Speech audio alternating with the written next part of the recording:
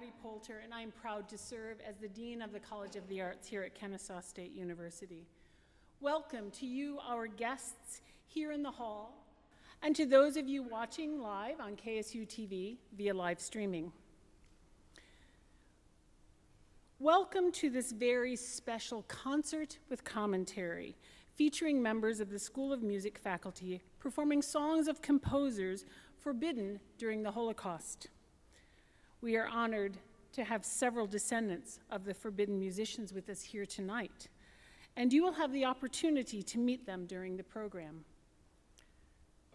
Thank you to all those who helped make this evening possible.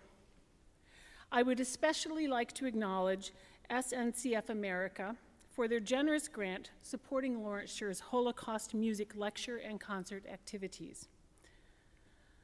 The composers whose music we will hear this evening were compelled to create music that expressed something within them, a feeling of love, of anger, of resistance, of beauty, of longing, or of belonging. Through their music, they attempted to express what the philosopher Suzanne Longer called the form of a feeling. And just as a writer cannot stop creating stories even if he is told to do so, nor a mathematician stop ordering and sorting information even if she is told to do so, these musicians could not quiet the music within them that had to be expressed. Author Lauren Oliver says, "You can build walls all the way to the sky, and I will find a way to fly above them. You can try to pin me down with 100,000 arms, but I will find a way to resist. And there are many of us out there, more than you think, people who refuse to stop believing, people who refuse to come to earth, people who love in a world without walls, people who love into hate, who love into refusal, against hope and without fear." As we listen to the music and commentary this evening, I ask you to keep this in mind, that for these composers, this music was the way they were compelled to express that which could not be expressed any other way. And though some tried to build walls all the way to the sky to keep their music silenced, it could not be done. And we thank those people who chose and continue to choose to love into hate, to love into refusal, to love against hope, and to love without fear. And with those thoughts, I invite to the stage my dear friend and colleague, Dr. Lawrence Scher.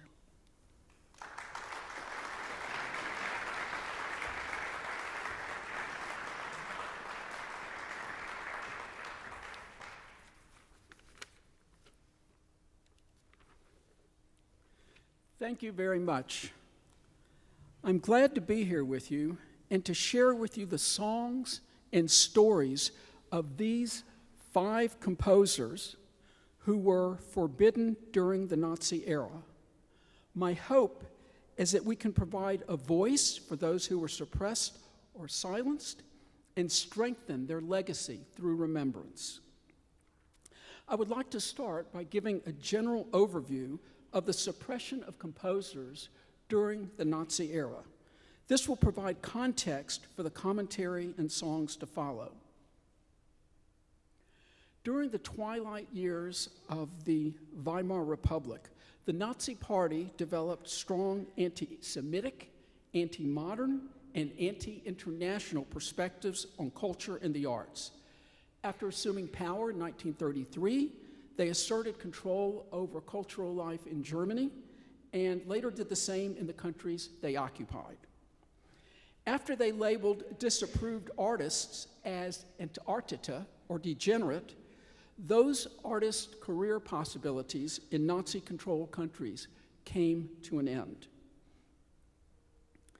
The main goals of the Reichsmusikkammer, the government chamber of music under propaganda minister Joseph Goebbels, were to eliminate Jews, foreigners, and political leftists from the music scene, and to ensure that music by such undesirables was neither performed nor broadcast.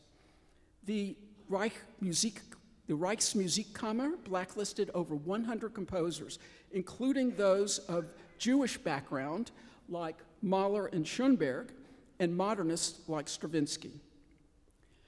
There were two main reasons the Nazis established the Kulturbund, or KUBU. They did this in late 1933. One reason was for cultural segregation, to keep the Jewish performers and audiences out of German concert halls. The other was for propaganda, so they could counter international criticism and show the world how well they were treating the Jews. Some historians see this establishment of a cultural ghetto as the precursor to the later physical ghettos. But the KUBU also provided benefits for the performers and audiences, and the membership in this Jewish organization grew to 180,000. However, the restrictions kept increasing, and by 1941, all of the KUBUs had been disbanded. We will soon hear about Waghalter family members who participated in the KUBU. In 1938, the Nazis organized a festival of purified German music along with an exhibit of Entartete Musik, or degenerate music.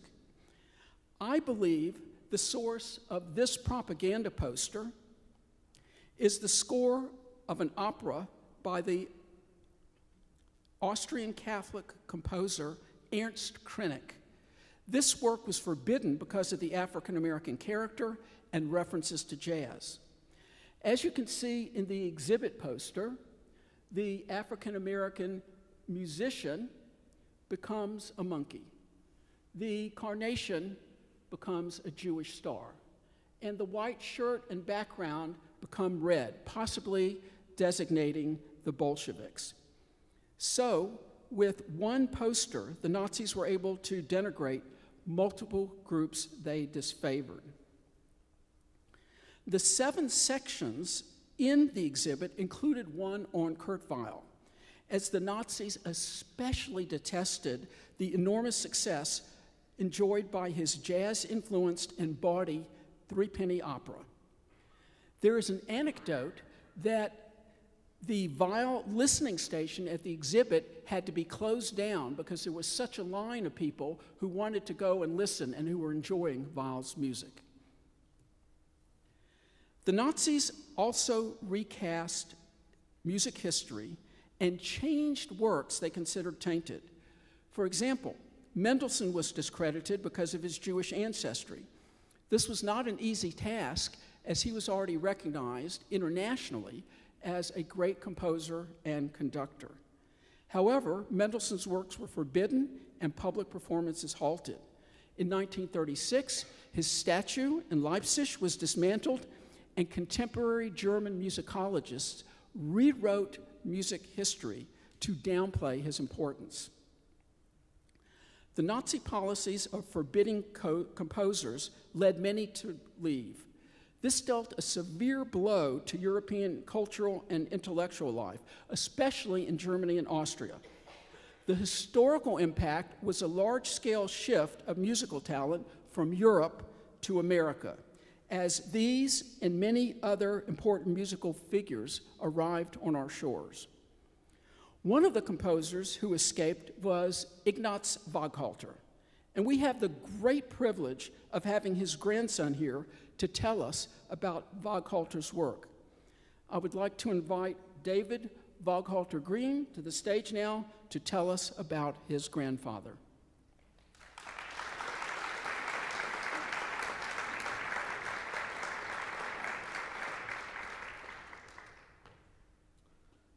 First of all, let me express my appreciation of my family, of my cousin Carlos, the grandson of Ladislav Waghalter, for this wonderful event. which honors not just a group of composers, but really honors the memory of all those who went through this terrible period of history, but left so much behind. We're remembering only a number of names, but really through them, all the names, some of which, or many of which, are to this day not known. So let me thank Professor Scher for his remarkable work as a scholar and as a musician, and may I thank Kennesaw State University for making this event possible. This is a picture that was taken in 1889 of the Waghalter family. It shows my great-grandfather Avraham, my great-grandmother Karolina, the Babsha, as she was known, 3 daughters and 4 sons. We'll speak more about them later on. But let me just at this point say that the Waghalter family was very poor. They lived in the poorest section of Warsaw, a Jewish section. It was an intensely musical family. All the sons were musicians and grew up to be significant musicians. The small boy in the bottom is my grandfather, Ignatz Waghalter. He was a prodigy. From the age of 6 on, he had to go out and work as a musician to make money for his family. He performed in the circus. He performed in religious services of all denominations. He often had to stand in for his mother because she was both a midwife and a musician, and when she could not perform because she had to deliver a child, she would send her 6 or 7-year-old son, and when they protested that she hadn't appeared and how could she send a little boy, he said, "Let me play for you, and if you're not happy, you don't have to pay." But he always played very well. But he wanted to be a serious musician, and that meant leaving Warsaw, leaving the ghetto, and somehow making his way to Berlin, which was the great musical capital of Europe. There, without money, not knowing a word of German, he persevered. He came to the attention of the great violinist, Joseph Joachim, and the connections in music are extraordinary. Joseph Joachim was the friend of Brahms, for whom Brahms composed his violin concerto, and as a young boy, Joachim, who had been himself a child prodigy, toured with none other than Felix Mendelssohn, who brought him to London. So those are remarkable connections. Waghalter began studying composition. When he arrived at the Academy of Arts and showed his works to the great composer and teacher Friedrich Gernsheim and showed him his youthful compositions, Gernsheim threw them away and said, "Here we teach you how to really compose." And so it was. And Waghalter went through the school.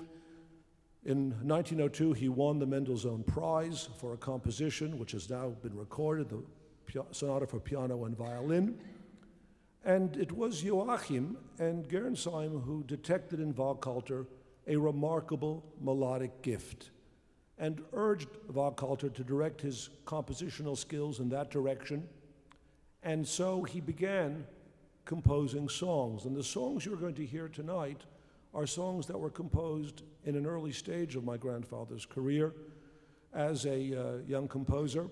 They are early opuses. And from there, he, of course, could not only compose, he had to make a living, and he began to conduct. He had exceptional skill in that field as well. He was chosen to be an assistant conductor in Berlin's Komische Oper.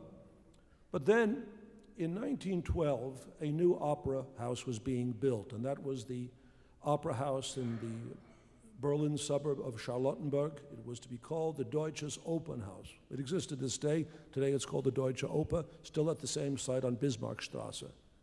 Waghalter was, of course, Jewish, but he was also a Polish Jew, and therefore the subject of a sort of double discrimination. And yet, despite that, when the new opera house opened in 1912, Waghalter was chosen to be its general music director, and at the age of 31, he was selected to open the opera house. Its very first performance on November 7th, 1912, took place under the baton of my grandfather, the opera Fidelio. As I've since discovered through the archives of the Berlin Opera House, and I was told this by one of the leading archivists there. Hundreds of letters arrived denouncing the appointment of my grandfather to this position, and especially denouncing his selection to open the Opera House. There were many death threats against him, as also against the intendant of the Opera House, but the performance proceeded, and it was a great success. And for the next 11 years, my grandfather was to be occupying a central position in the musical life of Berlin. Let me just point out quickly that there's, of course, my grandfather's on the podium, but if you know where the concertmaster sits, that's my great uncle Vladislav, whose grandson Carlos is with us today. My grandfather's particular contribution, one might say, as a conductor, was to introduce to the German public the works of Puccini. Puccini was looked upon with a certain amount of disdain. After all, he was not Wagner, and his music was perhaps too melodic, too sensuous, and yet, it was through my grandfather that Puccini's Girl of the Golden West was premiered in 1913. In fact, Puccini insisted that if the opera was to be premiered in Germany, it was to be conducted by my grandfather. That's a picture. Puccini is in the center.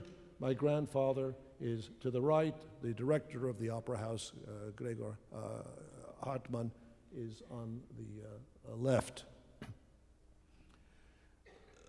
In 1923, in the midst of the terrible inflation, the Opera House closed. It had to declare bankruptcy. My grandfather then went to the United States. He was invited to the United States, and there he became almost immediately the head of the New York State Symphony Orchestra, which later merged with the Philharmonia, which is now the Philharmonic. It was an important experience in its life because there he became very familiar with the American idiom, with jazz, and was infatuated with it, and yet he missed Germany. He went back to Germany because no one at that time could imagine what was to come. In 1933-34, it became clear that the situation was deteriorating. My mother, herself an artist, then 20, said to my grandparents, "Leave. Don't stay. You can always come back. You can't always get out." Those were very wise words. They made their way first to Czechoslovakia, then to Vienna, and from there to the United States. My mother stayed for 3 more years in Germany, where she was very active as a singer in the Jüdische Kulturbund, of which Professor Scher spoke. In the United States, my grandfather never was able, coming now as an impoverished refugee, to build the type of career that he had in Germany. But it's since become clear that what he did in the United States was perhaps the most important of all his contributions. He came at a very difficult time. He had gone through the experience of fascism, of persecution, and he chose to found what was to be the first African-American symphony orchestra in the United States. It was then called, using the terminology of the time, the American Negro Orchestra. He founded this orchestra. He went to Harlem. He recruited musicians, convincing them how important it would be to become expert in classical music. He had the support of major figures such as Duke Ellington and others who understood the significance of this cultural project. And he then experienced the full weight of the racism of the time. Remember, this was a period where Marian Anderson could not sing in Constitutional Hall, and Eleanor Roosevelt had to arrange specially for Marian Anderson, the great contralto, to sing before the Lincoln Memorial. Well, my grandfather didn't have the connection to Eleanor Roosevelt. In the meantime, he was being threatened with eviction from his apartments if he rehearsed African-American musicians. The project only had one public performance before it had to close for lack of sufficient financial support. But my grandfather wrote for that orchestra a suite, the New World Suite, which remained unknown for 75 years until it was discovered in my house in a box and has since been recorded. But that was an immensely significant cultural achievement. And when he was asked why he believed this was an important project, my grandfather said, He said that music is the citadel of universal democracy. It knows no race, color, or creed. He wanted to use his skill and his art and his talent to fight back against fascism, against reaction, against all that was barbaric. And this was how he fought. And I think this sums up his life, and it is extraordinary. It's almost, in 2 weeks will be 68 years since his death. And yet, so many years after his death, he is being rediscovered. I think this is not only because of his music, but because changes in our own time, which, no matter how difficult they may appear to be, are forcing more and more people to think about the world in which we live and understand the need to fight for a better future and the role of art and culture in that struggle. Thank you very much.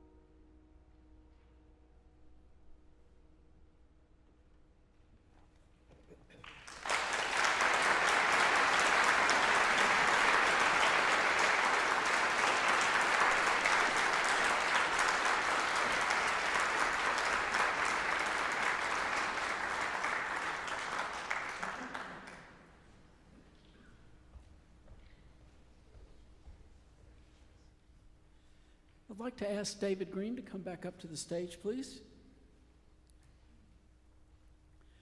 We're so honored to have him here tonight and to have other members of the Waghalter family who are musicians here tonight, that we are going to tell you a little bit about the Waghalter family. So we have here this picture, David, from Warsaw in 1888. That's right. That is a picture of, as I was explaining, the Waghalter family. As I was looking at it with Lawrence, it occurred to me that all the people there are not smiling. They all have somber expressions on their face, and it was because in that year there was the cholera epidemic, and many of the children died, including 4 of them on one day. What you're seeing, my great-grandmother actually had 20 children. 13 of them died in childhood, 7 survived.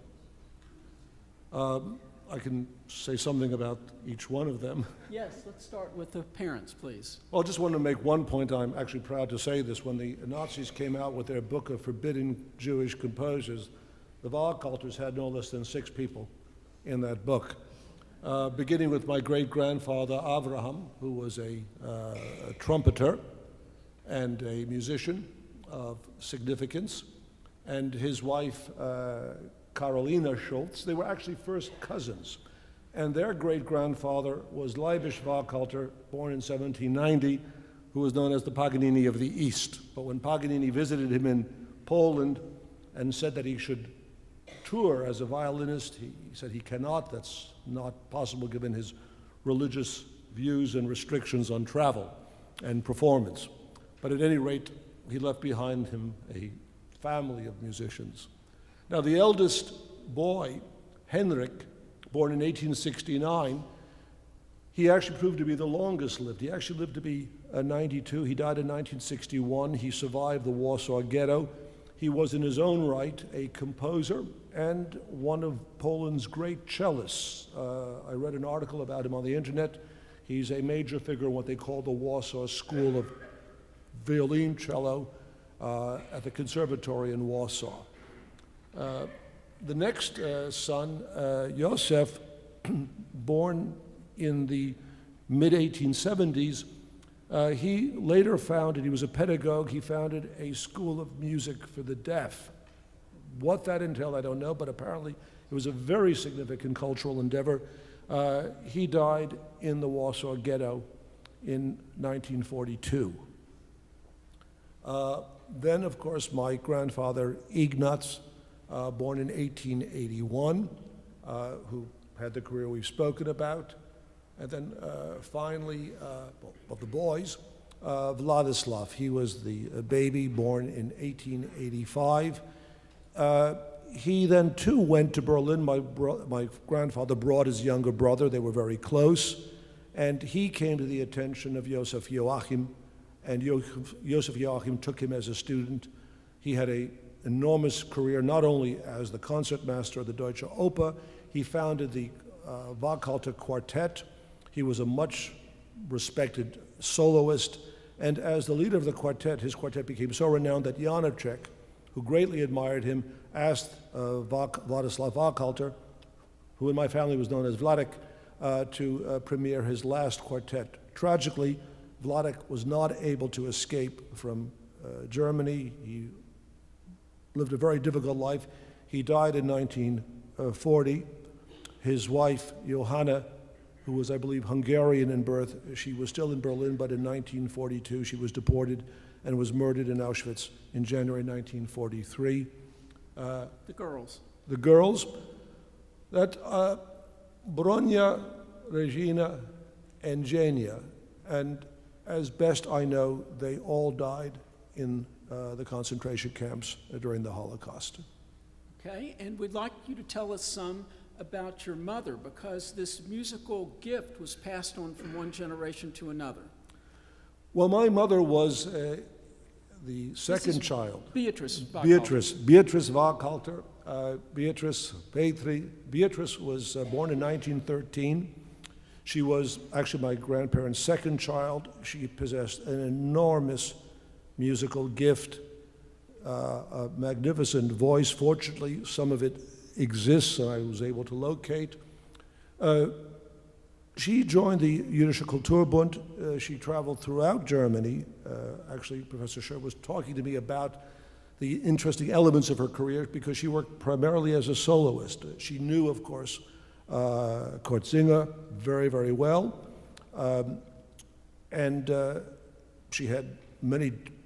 She was immensely successful. I have found reviews of her, but it was always under great difficulty that she played. But in her last concert in 1937, in December 1937, before she made it out of Germany, she sang in Hamburg. The Nazis did not exercise the type of control in Hamburg, which was a very left-wing city with the still highly class-conscious working class. So her last concert was a public concert. It was attended by 2,000 people, and it was actually reviewed in the Hamburg newspapers. And very briefly, this picture of her after the war? Well, she resumed her career. That's a picture of her in Amsterdam. Again, the connections are remarkable. On the piano is the great cabaretist Rudolf Nelson, who my mother told me was a fabulous pianist. She worked with him, she concertized with him in Amsterdam when she resumed her career. That itself is a complicated story, which we don't have time to go into right now, but it did involve the music of Kurt Weill.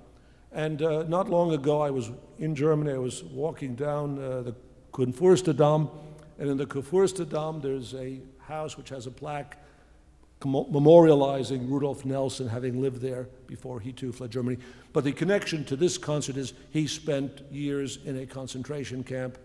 Remarkably, he survived and actually lived to be quite old. That picture is taken in Amsterdam in 1953 with my mother. He died, I believe, in 1960. Right. We're very fortunate. We have not only David with us tonight, but we have a number of the Waghalter descendants. So on the top row here, you can see Ignatz Waghalter, his daughter Beatrice, and this picture of David that I took just a couple of days ago. I look older than my grandfather. That's frightening. On the bottom row, we have Vladislav, Ignatz's brother, who he brought to Berlin, who was the concertmaster of the orchestra that Ignatz conducted. His daughter Yolanda. Can you tell us a little bit about his daughter Yolanda? Well, Carlos probably could do that better than I can, but I met Yolanda when she was the concertmaster still at the Lima Symphony Orchestra in Peru. Her escape is itself a remarkable story. Her sister Ruth did not and was murdered. Yolanda was a child prodigy. I recently, when I was in Berlin and went into the archives, I found compositions of Yolanda written when she was a child, one of them which was called Jackie Coogan's March. And she was a wonderful musician. I had the privilege of meeting her when she was, of course, a much older woman, and a woman of immense humor and generosity. And of course, I then had the great fortune to meet my second cousin, Carlos, who was living in New York, who had moved to New York studying psychology, and we became fast friends in addition to being cousins. Right. So two of Yolanda's children are Esther Kronberger-Lowe and Carlos Kronberger. Will you please come to the stage now?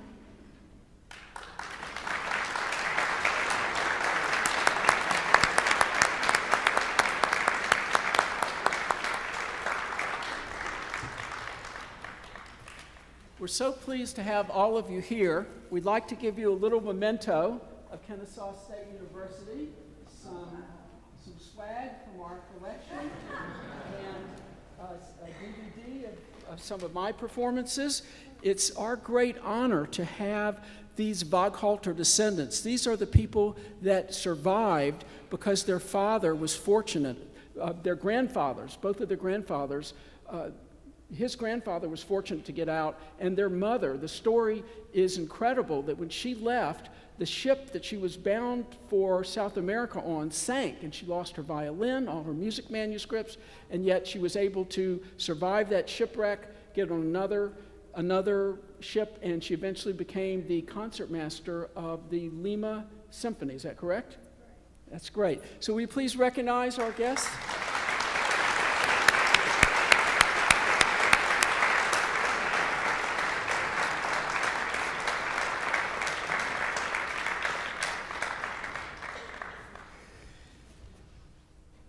David mentioned to me a number of times the impact that his grandfather had even when he came to this country, and I'm sure he told you about the founding of this African American symphony when he came.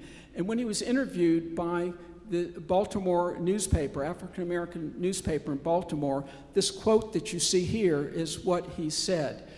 We're very fortunate to be part of the renaissance of Waghalter's music. And to help us celebrate that renaissance, we're going to welcome back to the stage Jana Young and Judy Cole to give the U.S. premiere of 3 songs by Ignatz Waghalter.